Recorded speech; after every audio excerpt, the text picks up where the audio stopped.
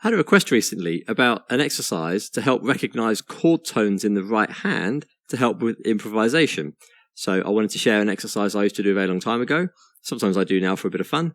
And it goes something like this. We're going to base it on the 2-5-1-6 progression. You don't have to add the 6, but it sounds nice if you do. And it's going to be right hand focused. So don't worry too much about the left hand.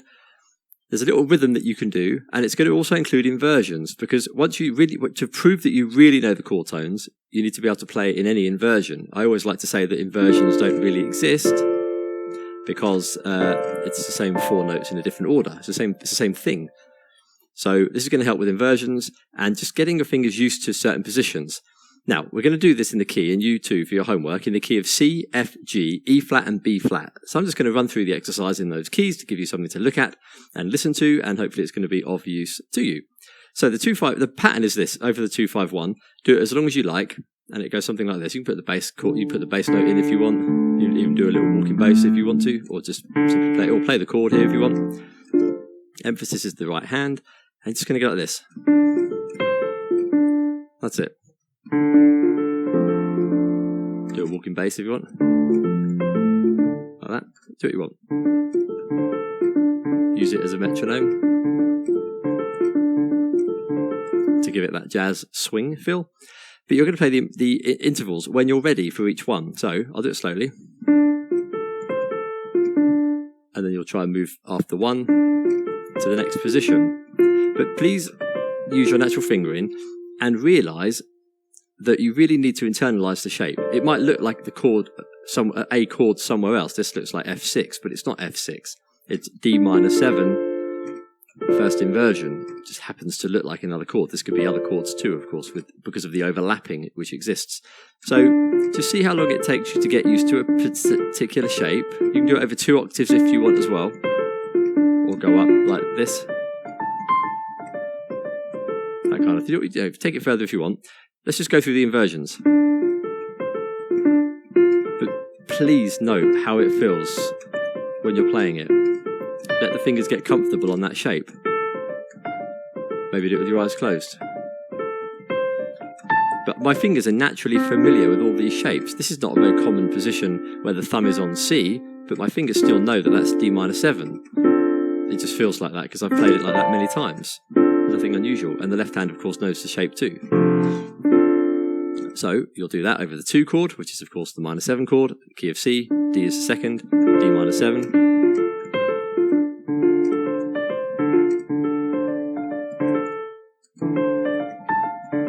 I was going to start doing a walking bass there. G7. Drill the shape into the fingers until you're ready to move on to the next one. But really feel it. Like I say, you can do it as a chord exercise where you're just getting used to the inversions, but that's not what this is about. This is about the finger independence over the, as if you're improvising.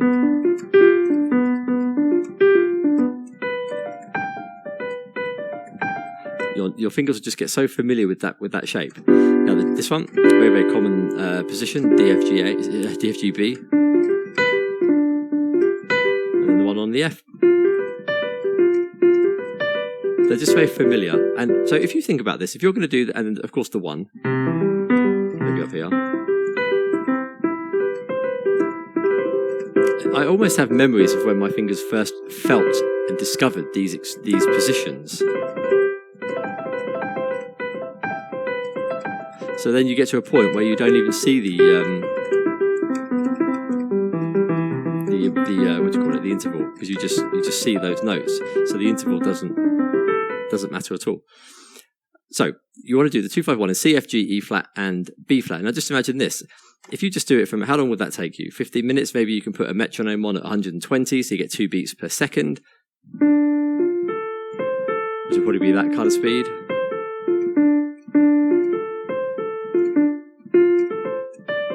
Would come out something like that. So if you could do that in one key for maybe 10 minutes repetition, and then later in the day do it again just to reinforce it, maybe try and push the speed up to 140, 150 maybe. It's not that much difference. See how quickly you can switch between all those intervals. You're subconsciously drilling where those chord tones are. if you do one for one day, you've only got 5 days worth of effort. Let's just add 2 more days to make it a whole week to reinforce them. Maybe try and push them all up to 180 so it's a bit faster. Probably they come out that speed. Something like that. And you're good to go. You're golden. So I'm just going to do that in the key of now F, G, E flat and B flat, just to give you the shapes, just to let you know what they sound like and see what fingering I'm using. But that is the exercise. The first exercise, I guess I'll make another video on this in a few days or weeks, where you can take it even further. And if I can just say quickly, if you do want to take it further, you can just add in passing tones chromatically. I mean, that's the basic pattern, but once you know the notes,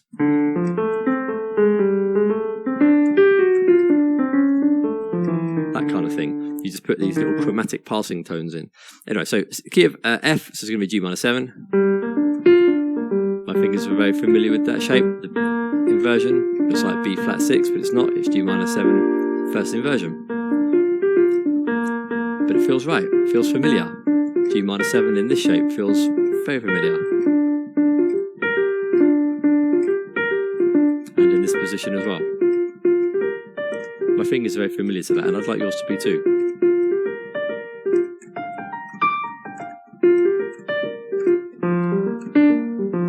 Maybe do it descending. Let me go to the 5 chord. B flat 7. What key are we in? We're in the key of F, so C7, sorry.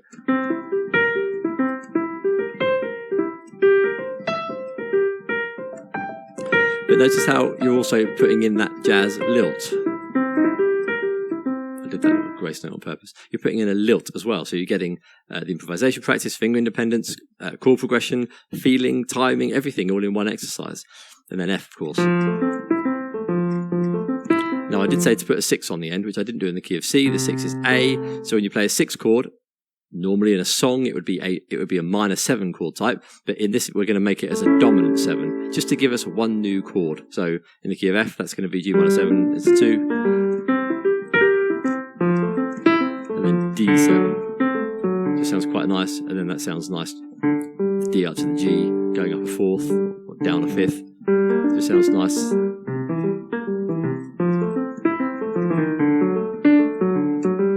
It just sounds quite nice to do a little loop. So what key are we in now? F. So 2 is A, D is 5, G is 1, E is 6. So you can just drop down to the E at the end. So it's going to be, of course, do the inversions.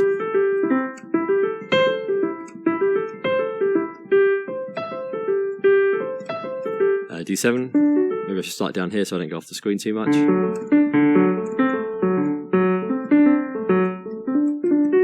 Sorry. And then G major 7. All these positions are so familiar to me, honestly. It's quite interesting. I know I do this. I mean, of course, the root position, but even this position, I just remember playing this many times. So I think it just feels nice. This position feels very, very nice, because you can do these positions when you're doing these like descending patterns like that. It sounds quite nice. You just pick two positions. So here, root position, and then second inversion, first, second. You just kind of drop down like this. So I'm very familiar with these little shapes, as I'd like you to be. And then G major 7, of course, here on the F sharp. That's less familiar, but it still feels nice. Just trying to think of how I'd finger that one. Yeah, thumb on the F sharp for that one, for me. But you might want to do it with the index finger on it. Some chords I do that with the index finger crosses over. And then 6 is E7.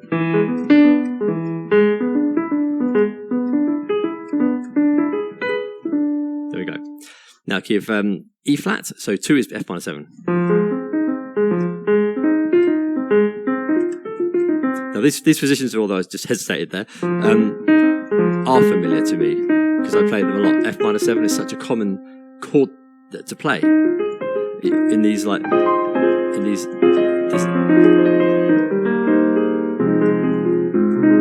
descending kind of patterns. It just sounds very pretty. So the fingers just naturally fall onto those inversions. I'll put the 9 in sometimes. Ignore that.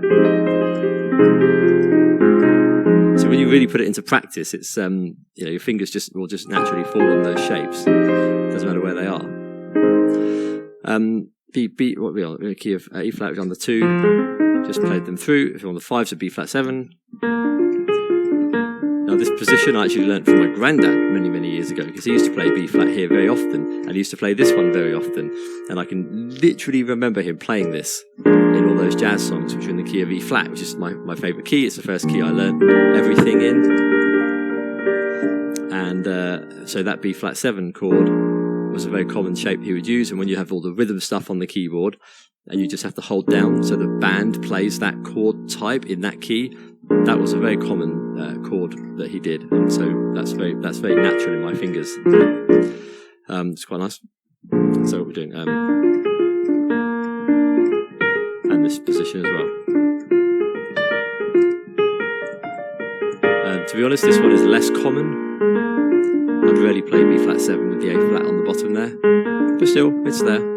And then E flat 7, of course, E flat major 7. The problem here is that just then I felt my finger wanted to play the F, the 9, 9, because it's so common to play on the first inversion, to play the to play the chord, but put the 9 on top in this key. It's just so common to put the 9 here, so I had to sort of force myself to play the G, not the F. Yeah, that was right.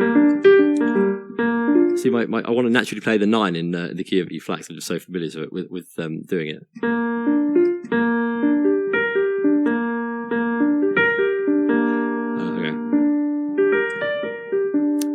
So that's quite. So you get the idea, and then of course you'll do it all in B flat as well. So C minor 7, F7. Oh, and on the key of C, by the way, you go to the 6th, which is C7, which is the 5 with F. So some overlapping. So I think if you just play around with that, it will help. And then you put in the passing tones. Try it over 2 octaves. Do it as fast as you can. Maybe you go up. Of course, you can do it quickly inversions, quick curt inversions.